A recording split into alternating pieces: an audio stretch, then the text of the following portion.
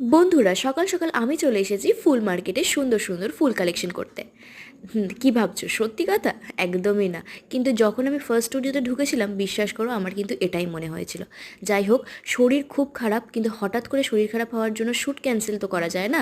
তাই শরীর খারাপ নিয়ে চলে গেছিলাম শ্যুটে, আর গিয়ে দেখি দিদি তার স্টুডেন্টদের জন্য এরকম সারপ্রাইজ গিফট অ্যারেঞ্জ করেছে।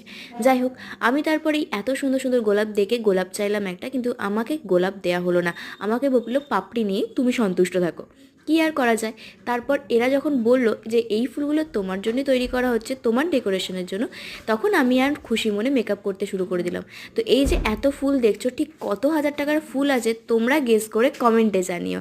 আর আমার মেকআপ ঠিক কেমন হয়েছিল, কি লুক হয়েছিল, আর এত ফুল ঠিক কী কী কাজে লেগেছিল, সেটা জানার জন্য অবশ্যই কিন্তু তোমাকে আমার পরের শর্টসটা অবশ্যই দেখতে হবে। কারণ এই শর্টসে আমি সেটা শেয়ার করছি না। তো দেখতে থাকো আমার পরের মিনি ব্লগ। টাটা।